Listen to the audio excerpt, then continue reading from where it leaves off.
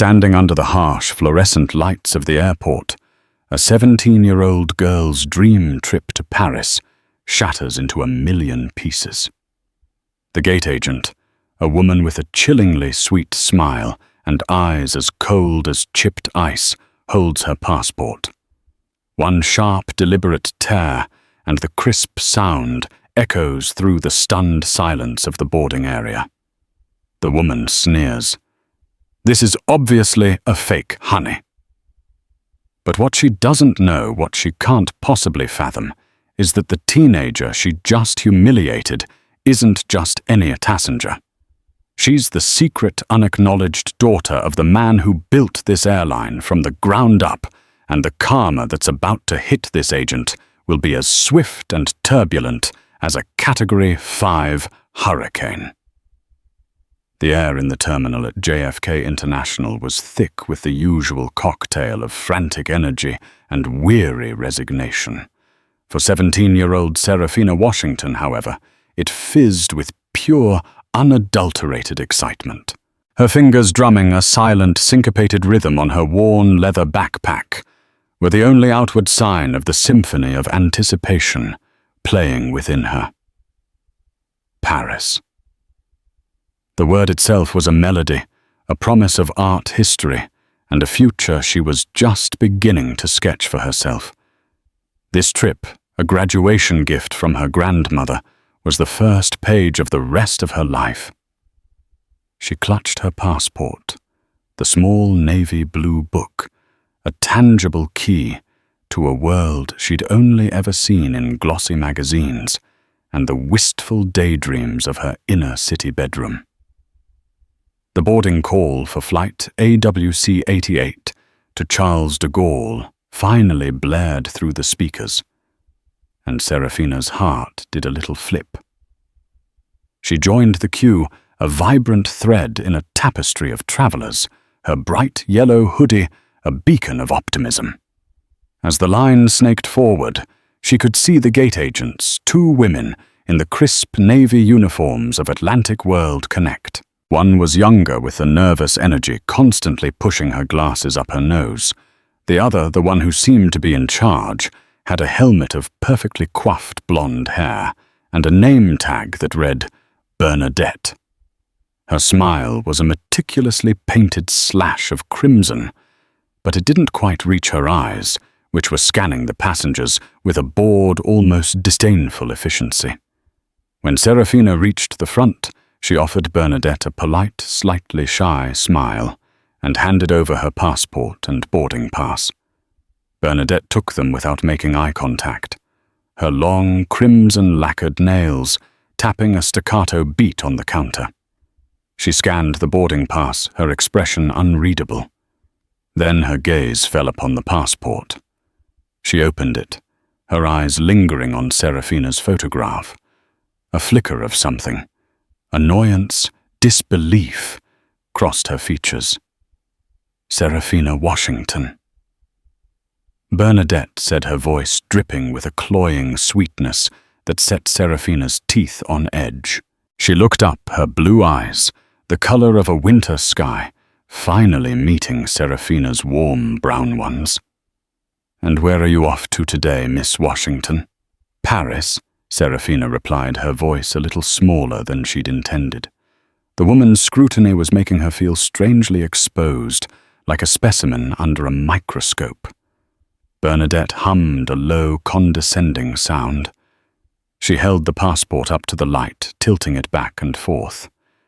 "This is a very new passport," she observed, the emphasis on new, making it sound like an accusation. "Yes, ma'am," Seraphina said, trying to keep her tone respectful. "I just got it a few months ago for this trip." Bernadette's smile tightened. She ran a finger over the bio-data page, her nail scraping lightly against the laminate. "It's just that it looks a little off." A cold knot began to form in Seraphina's stomach. "Off? What do you mean? The lamination?" Bernadette said, her voice dropping to a conspiratorial whisper that carried to the passengers directly behind Seraphina. It feels a bit bubbly, and the photo quality. It's not quite up to standard. Panic, cold and sharp, began to prick at Seraphina's composure. I assure you it's real. I got it from the official passport agency. Bernadette let out a short, sharp laugh that was utterly devoid of humor. Honey, I've been doing this job for 15 years.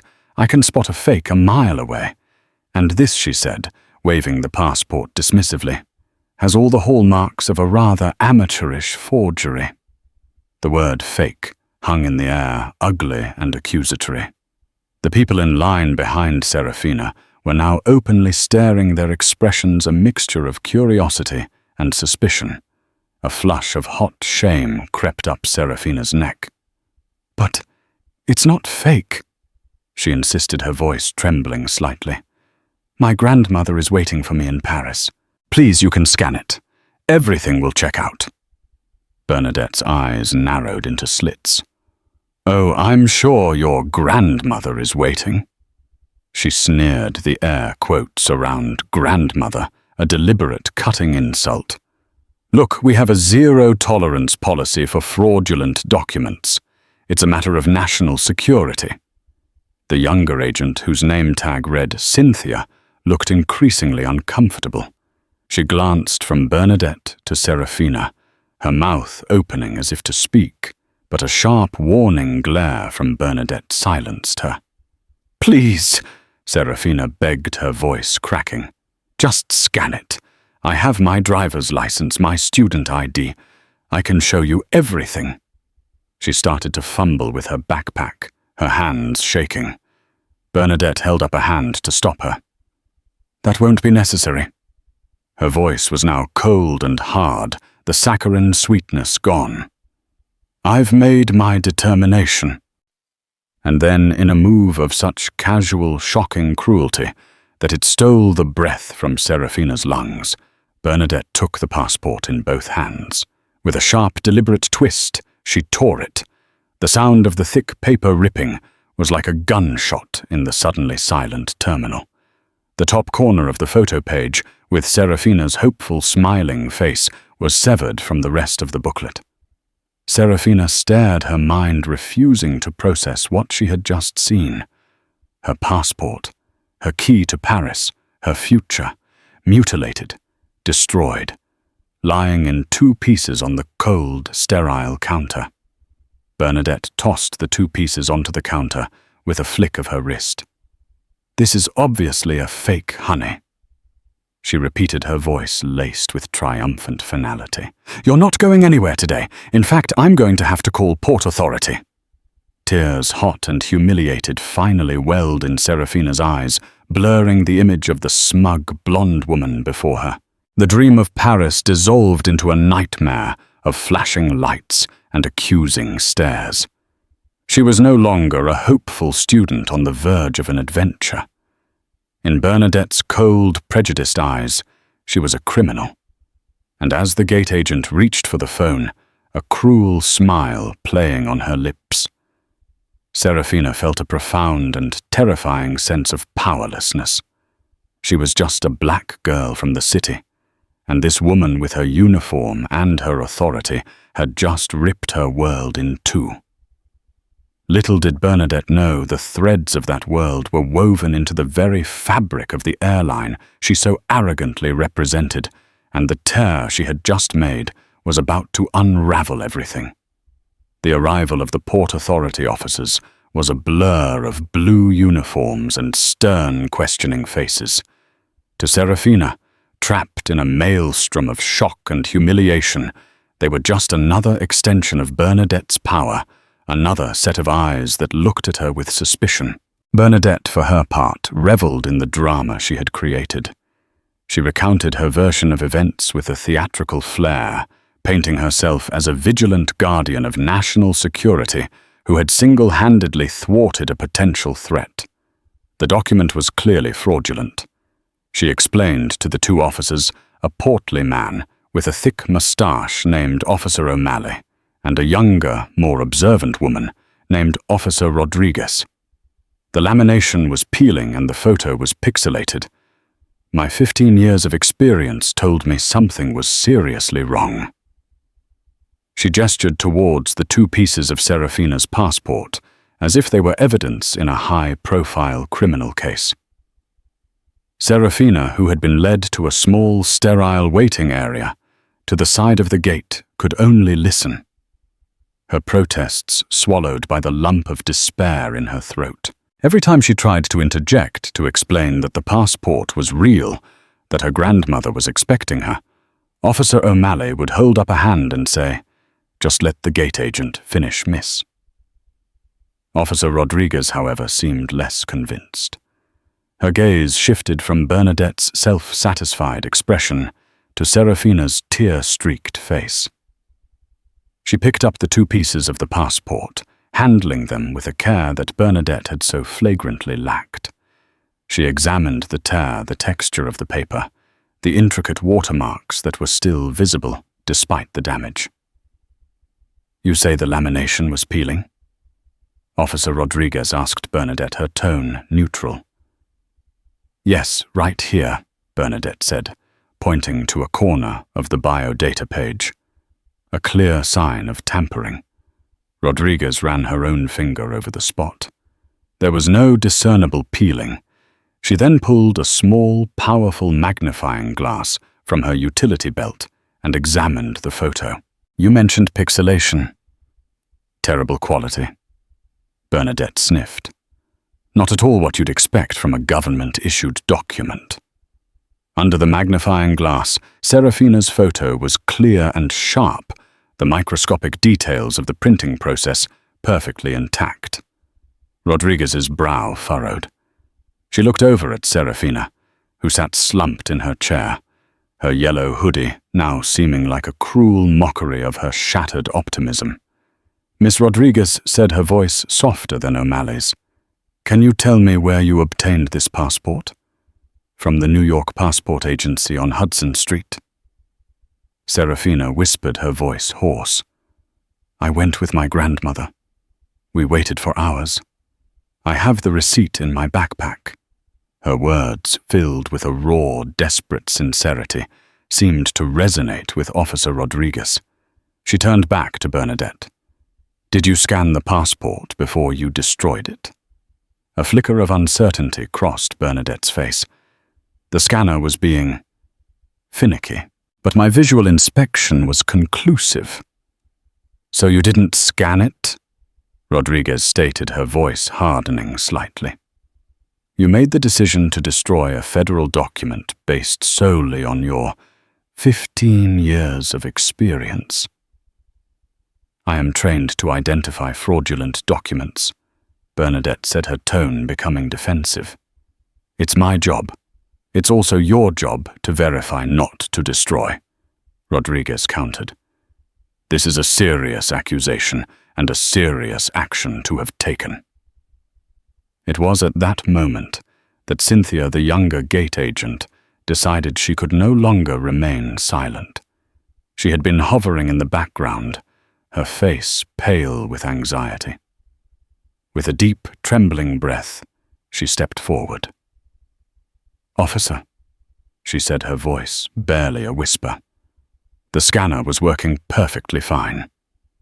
"We used it for the passenger right before her."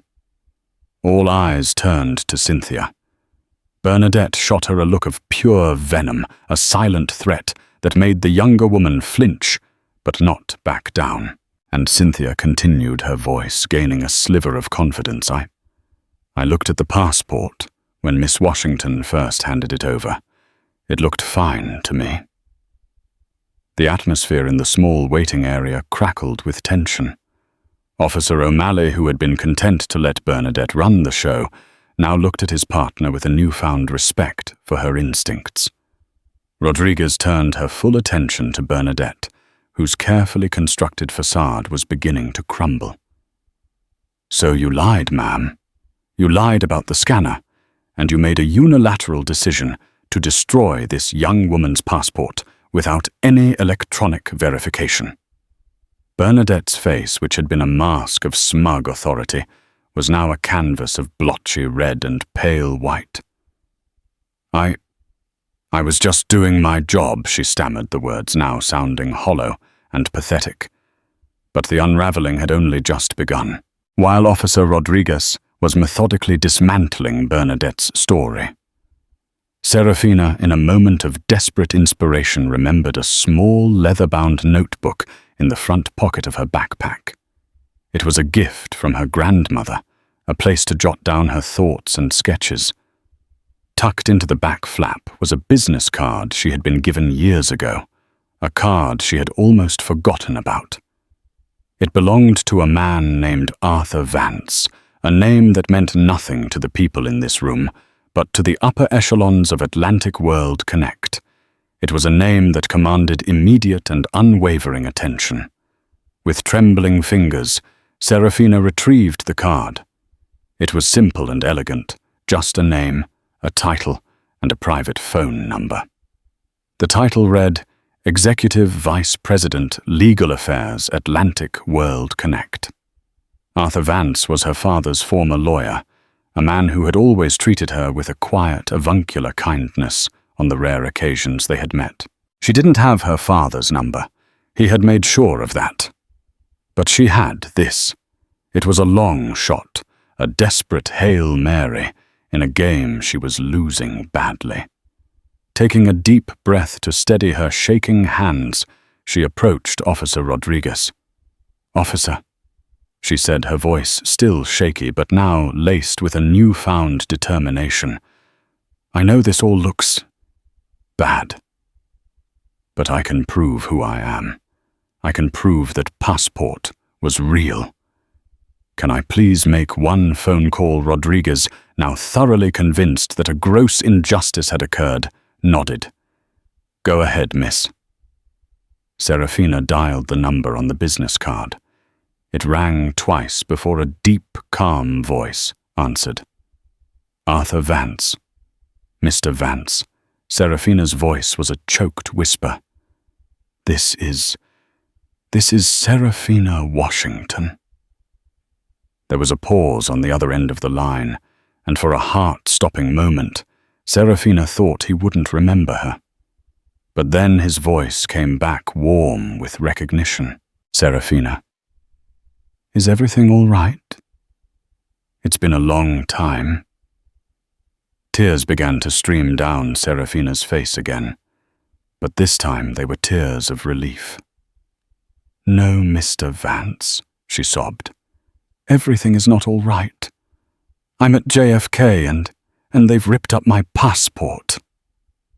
The silence on the other end of the line was heavy and profound. When Arthur Vance spoke again, the warmth was gone, replaced by a steely, razor-sharp focus. "Who did he ask?" his voice dangerously quiet. "Give me their name."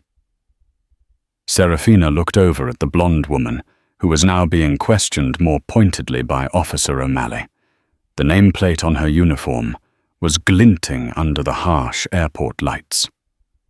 "Her name is Bernadette," Seraphina said, "and she works for your airline." The name Arthur Vance acted like a chemical agent dropped into the volatile situation at Gate C-34.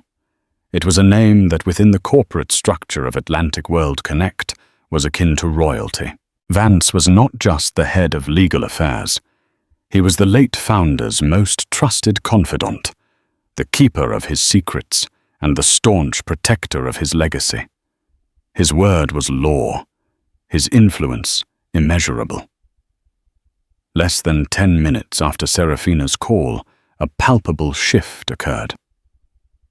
A man in a sharply tailored suit, his face a mask of grim determination, strode through the terminal with an air of authority that made even the Port Authority officers stand a little straighter.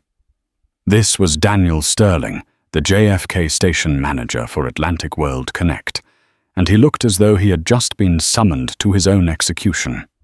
He was followed by 2 members of the airline's corporate security team, their dark suits and earpieces a stark contrast to the casual attire of the surrounding travelers. Sterling's eyes scanned the scene, his gaze landing on the cluster of people around the waiting area. He bypassed the officers and Bernadette, his focus zeroing in on Seraphina. "Miss Washington," he asked, his voice a low, urgent hum. Seraphina, startled by the sudden and dramatic turn of events, could only nod. Sterling's expression was a mixture of deep concern and profound apology. "On behalf of Atlantic World Connect, I am so sorry for what has happened here. This is an unacceptable, unconscionable failure on our part." He then turned to Officer Rodriguez. "Officer, my name is Daniel Sterling, Station Manager for AWC.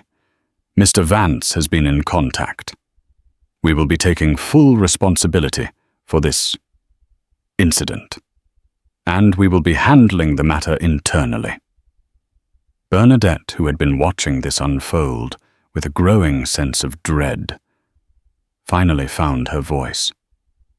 "Mr. Sterling." She began, her tone a desperate attempt at her former authority. "This young woman presented a fraudulent document. I was following protocol."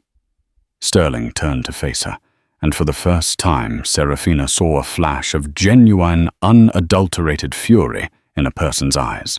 The station manager's face, which had been a mask of professional concern, hardened into something cold and unforgiving. "Bernadette," he said, his voice dangerously low, "your employment with Atlantic World Connect is suspended effective immediately. Hand over your badge and your airport credentials to corporate security." The color drained from Bernadette's face. "Suspended for what?" "For doing my job. For destroying a passenger's passport without verification." Sterling snapped, his voice echoing in the now silent terminal. "For lying to a port authority officer, and for bringing a level of disgrace upon this airline that I have not seen in my 20 years of service." The two corporate security guards stepped forward, their expressions impassive.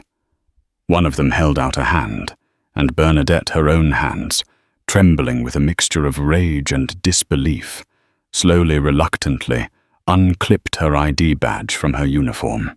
The plastic card with her smiling face and the proud AWC logo was no longer a symbol of her authority.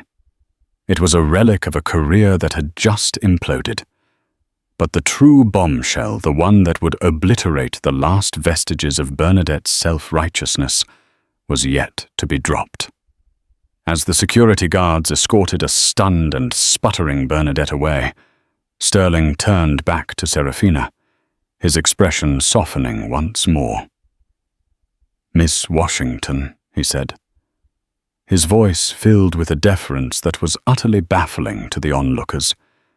"Mr. Vance has arranged for a car to take you to a hotel for the night. We will have a new passport issued for you on an emergency basis first thing in the morning, and you will be on the next flight to Paris in our first-class Polaris suite." He then leaned in slightly, his voice dropping, so that only Seraphina and the nearby officers could hear. "He also asked me to convey his deepest apologies and to let you know that he has already informed your father." Seraphina's heart stopped. My father," she whispered the words, catching in her throat. Sterling nodded, a flicker of something unreadable in his eyes. It was a look of shared knowledge of a secret he had been tasked with protecting. It was Officer Rodriguez who, unable to contain her curiosity any longer, finally asked the question that was hanging in the air. "I'm sorry, sir," she said, her professional curiosity overriding protocol. "But who is—" Her father, Daniel Sterling, took a deep breath. He looked at Seraphina, a silent apology in his eyes for the revelation that was about to change her life forever. And then he turned to the officer, his voice clear and steady, and unveiled the secret that had been so carefully guarded for 17 years. Her father, he said, his words landing with the force of a physical blow, was a man named Robert Sterling. The name meant nothing to the officers or to the few remaining passengers who were craning their necks to listen. But to Daniel Sterling and to Arthur Vance, and to the entire corporate structure of Atlantic World Connect, Robert Sterling was a legend. He was the visionary founder, the charismatic billionaire who had built the airline from a single, leased plane into a global empire. He was also Daniel Sterling's older brother, a man who had passed away from a sudden heart attack 2 years prior, leaving behind a legacy of innovation ambition, and as it now turned out, a secret unacknowledged daughter. Seraphina was not just Seraphina Washington, the girl from the city. She was Seraphina Sterling, the secret daughter of the man who had created the very airline that had just tried to deny her passage. The revelation rippled through the small group, a silent A-bomb of information. Officer Rodriguez's eyes widened in stunned comprehension. Officer O'Malley's jaw went slack. They were no longer dealing with a simple case of a destroyed passport. They were witnesses to the unveiling of an heir. Bernadette, who was being led away down the concourse, had not heard the revelation. Her world had already been shattered by the loss of her job. But the true karmic devastation, the one that would utterly and completely dismantle her life, was still to come. For she had not just humiliated a passenger. She had assaulted the living legacy of Robert Sterling. And the wrath of the empire he had built was about to descend upon her with a force she could not possibly imagine. The following morning, the executive floor of the Atlantic World Connect headquarters in Chicago was a hive of controlled chaos.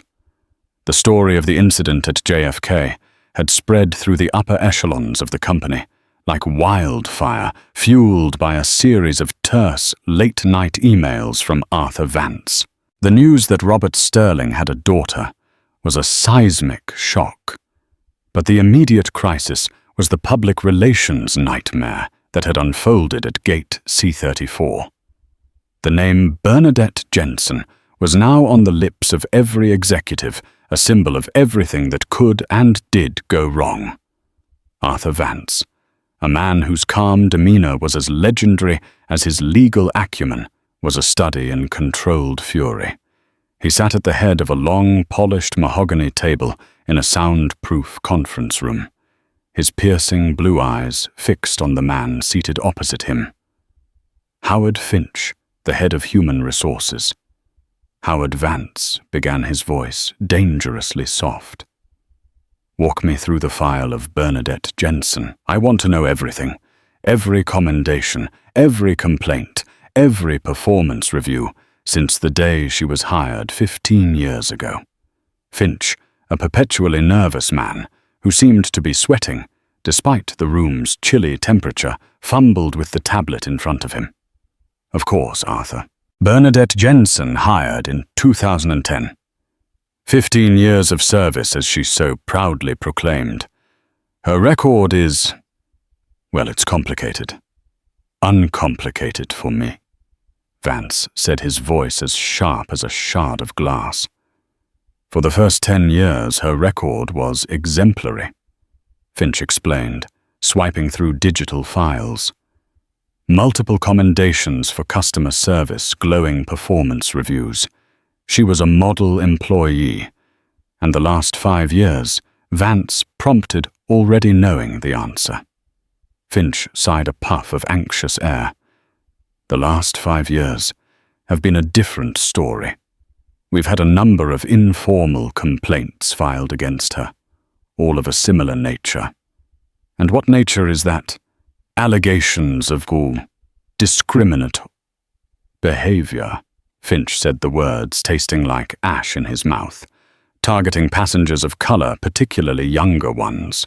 Accusations of rudeness, unwarranted scrutiny of travel documents, and a generally hostile attitude. Vance's jaw tightened. How many informal complaints? Seven Finch admitted, his voice barely a whisper.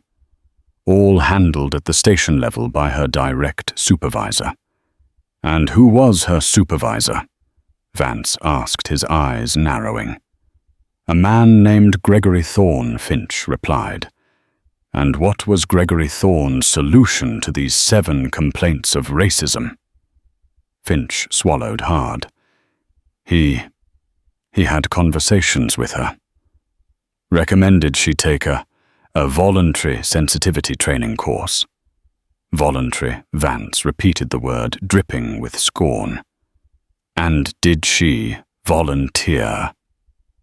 No, Finch admitted. She refused, said she didn't need it. Vance leaned back in his chair, his fingers steepling in front of him. The picture was becoming clearer, and it was uglier than he had imagined. A pattern of behavior enabled by a weak and ineffective manager had been allowed to fester for years. Bernadette Jensen wasn't just an employee who had a bad day.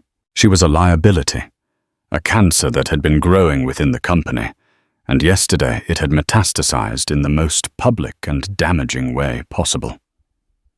And what of Gregory Thorne? Vance asked. "He's on a flight from London due to land in 2 hours," Finch said. "He has been summoned to this office."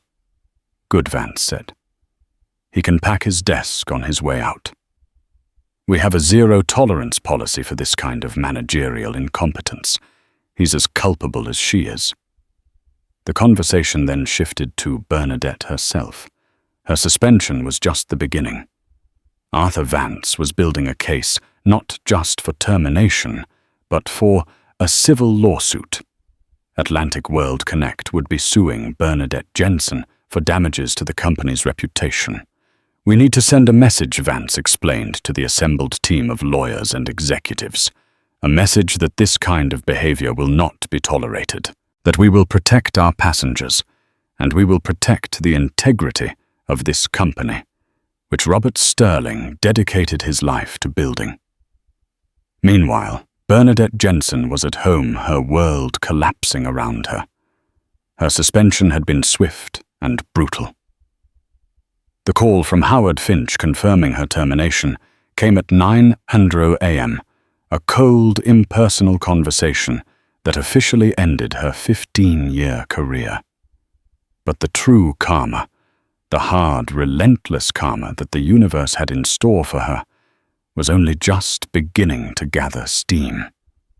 The first blow came from the Port Authority. Officer Rodriguez, disgusted by Bernadette's actions and her subsequent lies, had filed a detailed report.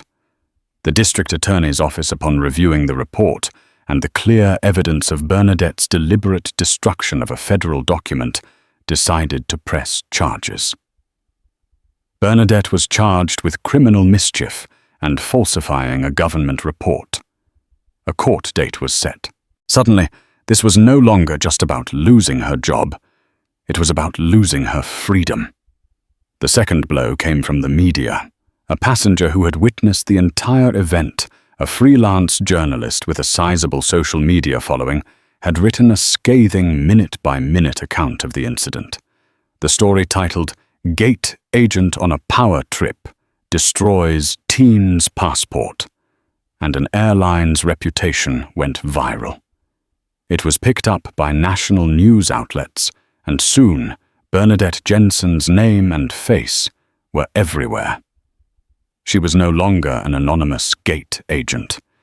She was the face of corporate racism, the Karen of the skies. Her personal information was leaked online, and a torrent of vitriol and threats flooded her social media and email. She was forced to deactivate her accounts, to unplug her phone, to draw her curtains and hide from the world that now despised her. The third and perhaps most devastating blow came from Atlantic World Connect itself. Arthur Vance's legal team, armed with the 7 prior complaints and the mountain of evidence from the JFK incident, filed a multi-million-dollar lawsuit against her.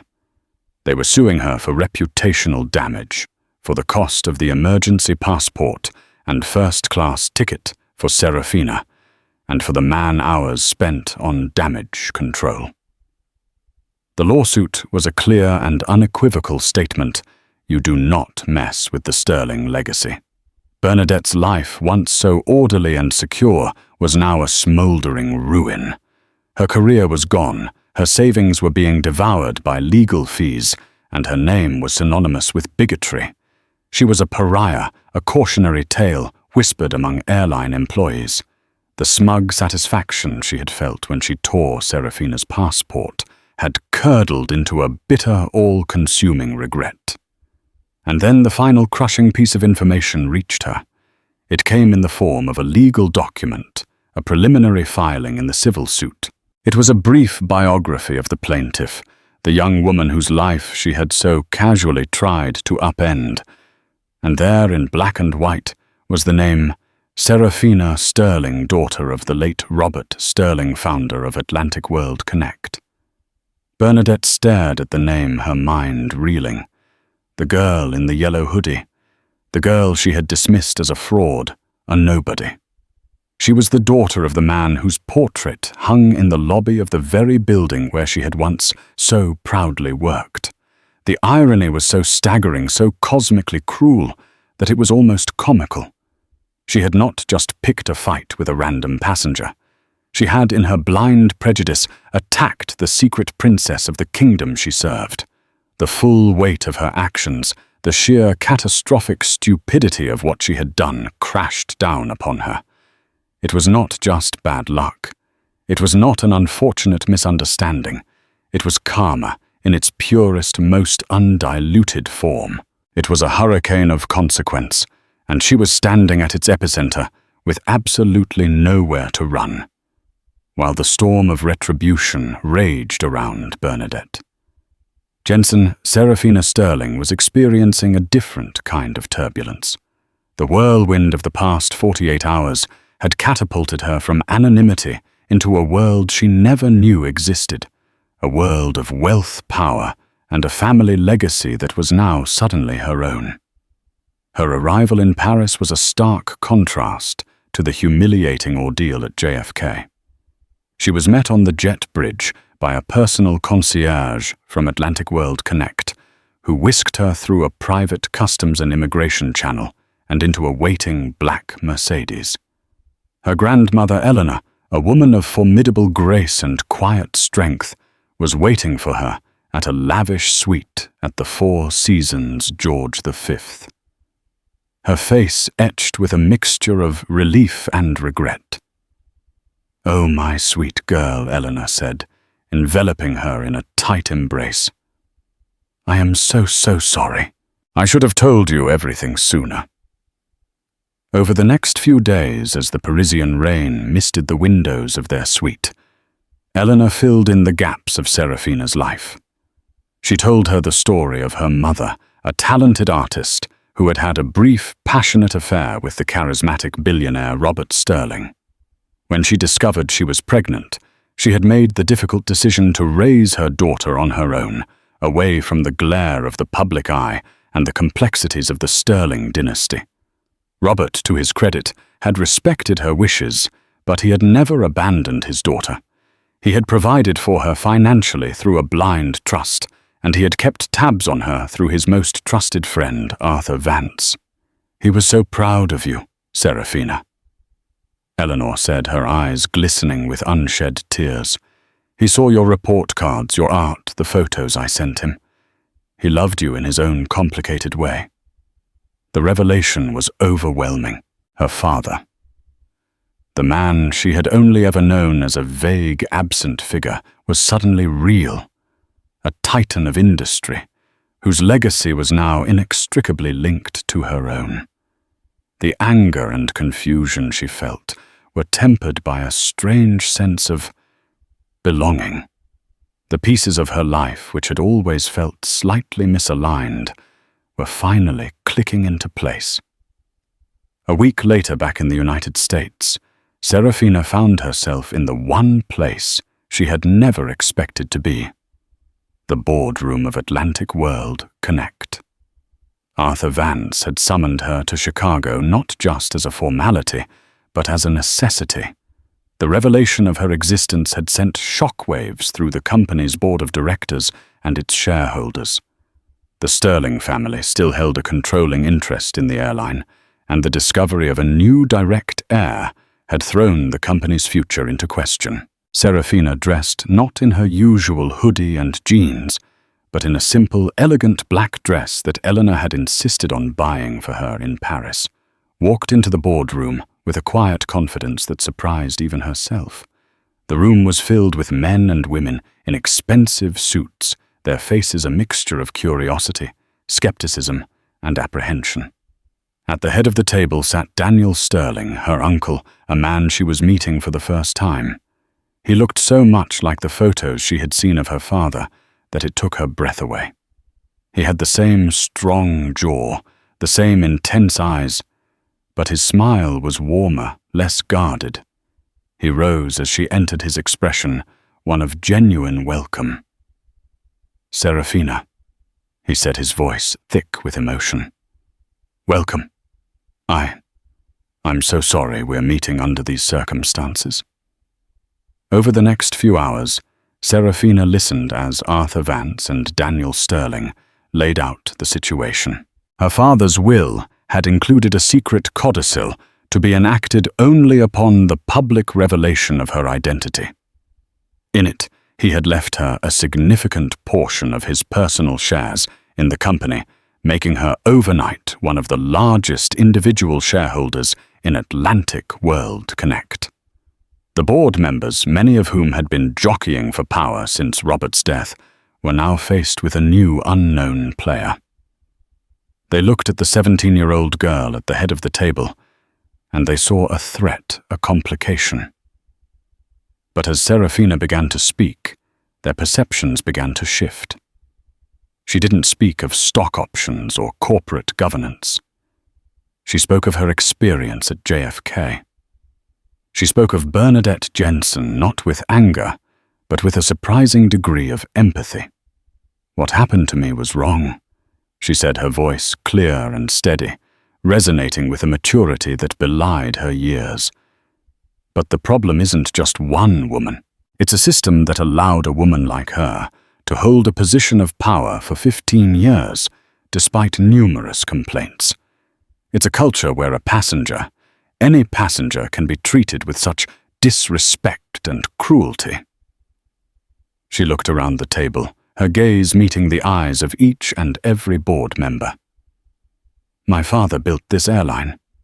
He built it on a promise of connecting people, of making the world a smaller, more accessible place. That promise was broken at Gate C-34. She then laid out her vision. She wanted to use her newfound position, her newfound power, not to enrich herself, but to enact real, meaningful change within the company. She proposed the creation of a new foundation, funded by a portion of her inherited shares, dedicated to promoting diversity, equity, and inclusion within the travel industry. She wanted to revamp the company's customer service training to create a system of accountability that would prevent another Bernadette Jensen from ever rising through the ranks. As she spoke, the atmosphere in the room transformed. The skepticism was replaced by respect, the apprehension by a dawning sense of hope. They were no longer looking at a child. They were looking at a leader. They were looking at the true heir of Robert Sterling, not just in blood, but in spirit. Daniel Sterling, his eyes shining with pride, was the first to speak. I think he said, a slow smile spreading across his face, that my brother would be very, very proud of you. The board voted unanimously to support her proposals. The Sterling Foundation was born, and Seraphina, the girl who had once been denied a seat on a plane, was now in the cockpit charting a new course for the airline her father had built. The karma that had so decisively hit Bernadette Jensen was not just about punishment. It was about balance. It was about a universe righting a wrong, not just by tearing one person down, but by raising another up. Seraphina's journey, which had begun with an act of tearing, had culminated in an act of creation. She had taken the shattered pieces of her passport, of her identity, and she had built something new, something stronger, something that would honor her father's legacy in a way that no one, least of all the disgraced gate agent from Gate C-34, could have ever predicted. The secret daughter had come home, and the empire would never be the same. The months following the JFK incident unfolded like a slow-motion demolition for one life and a meteoric construction for another. The ripples of Bernadette Jensen's single spiteful act spread wide and deep, carving new unalterable channels in the lives of everyone involved and setting a new unyielding course for the future of Atlantic World Connect. For Bernadette, the aftermath was not a swift execution, but a protracted, agonizing bleed-out. Her termination was merely the first domino. The criminal trial, which she had initially believed she could fight, proved to be a masterclass in public humiliation. She sat in the sterile courtroom, her once immaculate blonde hair now showing dark roots, her power suit replaced by an ill-fitting blazer that did little to conceal how she'd shrunk into herself. The prosecutor, a sharp, no-nonsense woman, methodically dismantled her defense. The key witnesses were devastating. Cynthia took the stand, her voice trembling but firm as she recounted Bernadette's lie about the scanner and her long-standing pattern of targeting minority passengers with undue scrutiny. She called it her gut feeling. Cynthia testified, her words cutting through the quiet courtroom. But her gut only ever seemed to have a problem with people who didn't look like her. Next came Officer Rodriguez, cool, professional, and utterly credible. She detailed Bernadette's deliberate destruction of a federal document and her subsequent attempt at a cover-up. She presented her magnified photos of the passport, showing no evidence of tampering, and the log from the AWC system that proved the scanner at Gate C-34 had been fully operational. Bernadette's lawyer, an overwhelmed public defender, could do little more than weakly object. The most damning evidence, however, came from a place Bernadette never anticipated. Arthur Vance's legal team had provided the prosecution with the internal files of the 7 prior informal complaints against her. One by one, the stories were read into the record, painting a damning picture of a predator who used her uniform as a shield for her prejudice. Faced with this mountain of evidence and the prospect of a jury trial, Bernadette crumpled. On her lawyer's advice, she accepted a plea deal, no contest to the charges of criminal mischief and falsifying a government report. The sentence: 2 years of probation, a $10,000 fine, and 500 hours of community service was a slap on the wrist legally, but a life sentence socially and professionally. Her community service involved cleaning toilets at a homeless shelter, a place where she was forced to confront the real, raw struggles of people she would have once dismissed with a sneer. The irony was a constant, bitter pill. The civil suit from Atlantic World Connect was the financial nail in her coffin. The multi-million-dollar judgment against her for reputational damage was a clear message from the empire she had betrayed. Bankruptcy was her only option. She sold her meticulously kept townhouse, her car, her designer handbags, all the trappings of the superior life she believed she deserved. She fled the East Coast, seeking anonymity in a bleak industrial town in Ohio. Her name, however, was now infamous. The viral news articles and social media posts had become a permanent part of her digital footprint, a ghost that haunted every job application. She eventually found work on the night shift at a plastics factory, a noisy, soul-crushing environment where no one asked about her past. Here she was, the one who was invisible, a cog in a vast, impersonal machine. One evening, a young, ambitious floor supervisor, barely older than Seraphina, berated her for a minor mistake, his voice dripping with the same casual disdain she had once perfected. In that moment, staring up at his dismissive face, she felt the full, crushing weight of karma. It wasn't just about losing her job or her money. It was about the complete inversion of her world. She was now the one being looked down upon, the one deemed insignificant. The self-pity she had clung to for months finally curdled into a hollow, aching understanding of what she had done. While Bernadette's world imploded, Seraphina's was expanding at an exponential rate. She postponed her enrollment at the Sorbonne, a decision that felt less like a sacrifice and more like a calling. The boardroom of Atlantic World Connect became her new classroom. Arthur Vance and her uncle Daniel her new professors. She absorbed information like a sponge, learning about logistics finance and corporate strategy with a ferocious appetite. Her first major initiative was the establishment of the Sterling Foundation for Equity in Travel. It was not a vanity project. It was a war machine for systemic change. Her first proposal to the board was the creation of the AWC Horizon Scholars Program, which would provide full scholarships and mentorship for underrepresented youth pursuing careers in all aspects of aviation, from piloting and engineering to management. A long-serving, notoriously curmudgeonly board member, a man named Harrison Croft, voiced his skepticism. "While your sentiment is admirable, Miss Sterling," he'd droned in a meeting, "our fiduciary duty is to our shareholders, not to social engineering." "This sounds expensive." Seraphina, unflinching, met his gaze.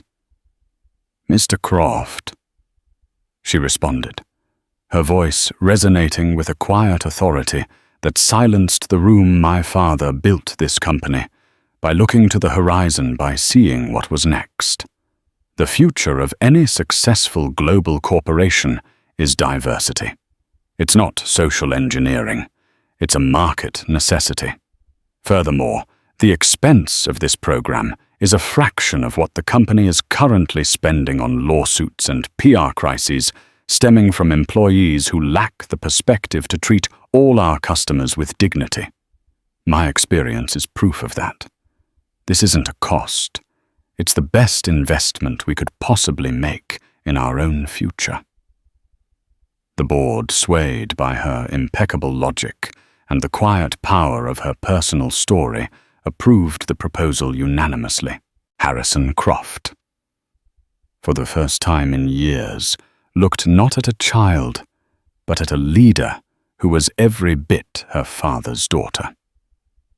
Seraphina didn't just delegate. She threw herself into the work of reforming the company from the inside out. She personally sat in on the development of the new customer service training program, now mandatory for all employees.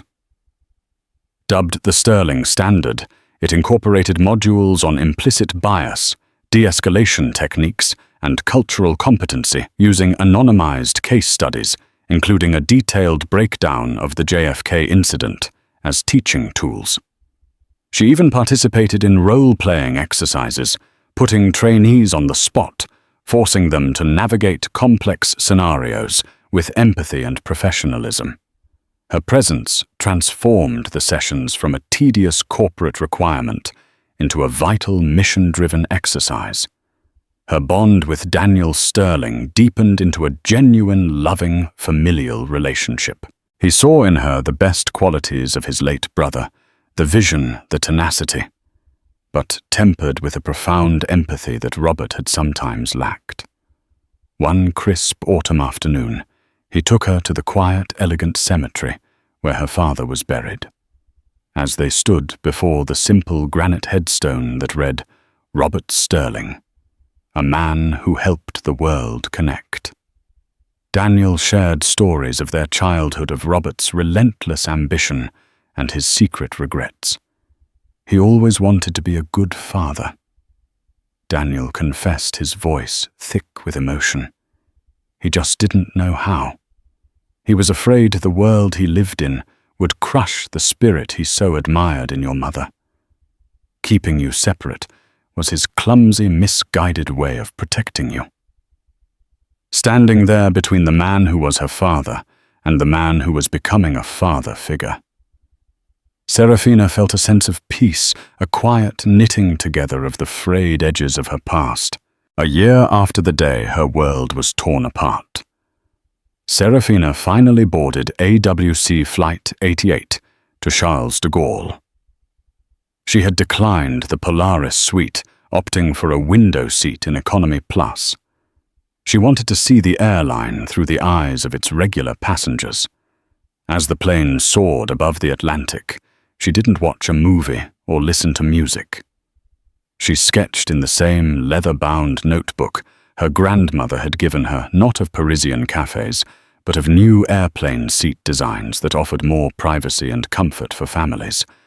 She drafted notes for a speech she was giving at an international aviation conference, a speech about how empathy was the next great frontier in travel innovation. When the flight attendant came by, she looked up and smiled. It was Cynthia now, a lead flight attendant, her face confident and beaming. "Everything okay, Miss Sterling?" she asked, her voice warm with genuine respect and affection. "Everything is perfect," Cynthia Seraphina replied, and it was true. She looked out the window at the endless blue horizon. The gash that Bernadette Jensen had torn in her passport had been a wound, but it had also been an opening. It was a tear in the fabric of her old life that had revealed the vast, intricate, and powerful tapestry of her true inheritance. She was not just a passenger on a journey her father had made possible. She was now the navigator, charting a new, better course, ensuring the legacy of the Sterling name was not just about connecting cities, but about connecting humanity. The story of Seraphina Sterling is a powerful testament to the fact that karma isn't just a concept, it's a reckoning that can unfold in the most dramatic and unexpected ways. A single hateful act, born from prejudice, set in motion a chain of events that not only brought ruin upon the perpetrator, but also elevated a hidden heir to her rightful place. It reminds us that our actions, no matter how small they may seem, have consequences that can ripple out and change lives forever. This isn't just a story of revenge. It's a story of justice, identity, and the incredible power of truth. If this story resonated with you, if you believe in the power of karma and the importance of standing up against injustice, please hit that like button, share this video with your friends, and subscribe to our channel for more real-life dramas that will leave you speechless. Your support helps us continue to bring these incredible stories to light.